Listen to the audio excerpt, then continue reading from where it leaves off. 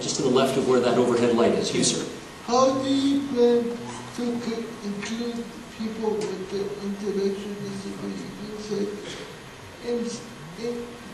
in the community?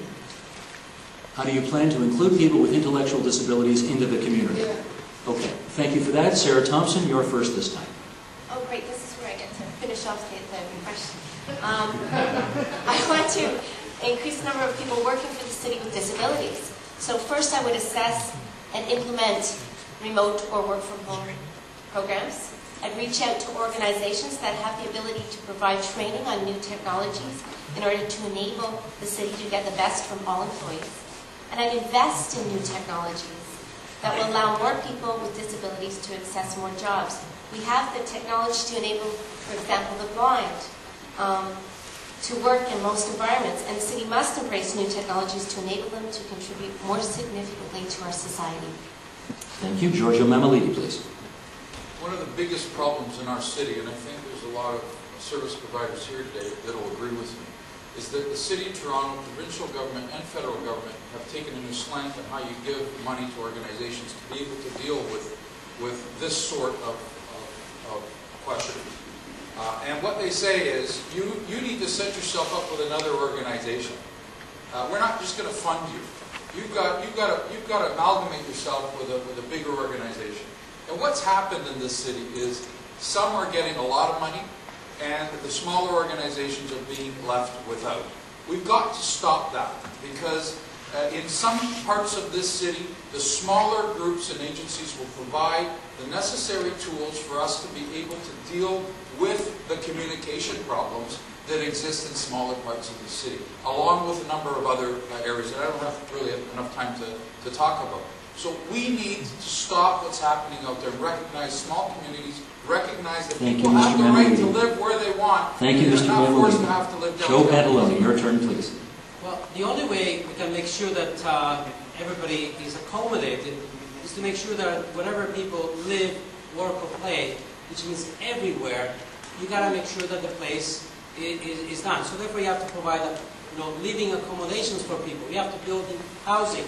And I'm committed to committing at least building 1,000 units of affordable housing per year.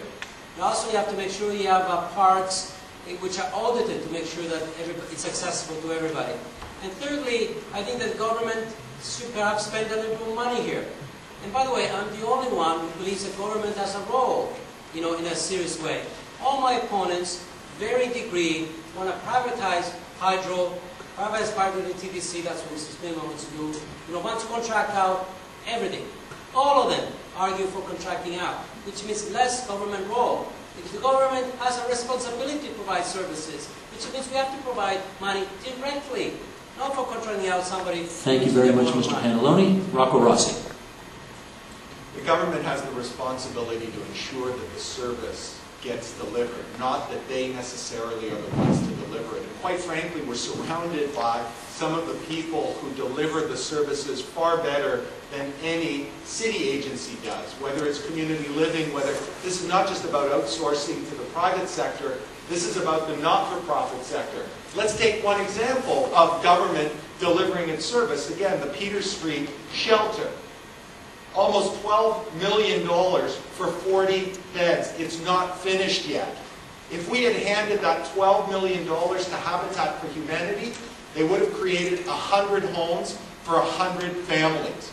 We need to make sure that that service is delivered. The way we're going to do it is by working with people, whether in the private sector or in the not-for-profit sector, who actually know how to get this stuff done, who've proven time and again that they can do it on time and on budget with the sensitivity that the community requires. Thank you, Mr. Rossi. George Smitherman. Well, I just want to say to Councillor Pantalone that it is not that your values are so different than everybody else's, it's just you're the last one up here who still believes the City of Toronto can afford to nickel and dime its residents and to show them so little for it. No, absolutely not. Well, we have similar values, but different approaches in how you achieve those. And there's quite a few candidates, and I agree with them, who say that the city should use its dollars and allow community-based organizations to deliver those. I think that will be a good step forward in giving you the community-based inclusion that your question was about.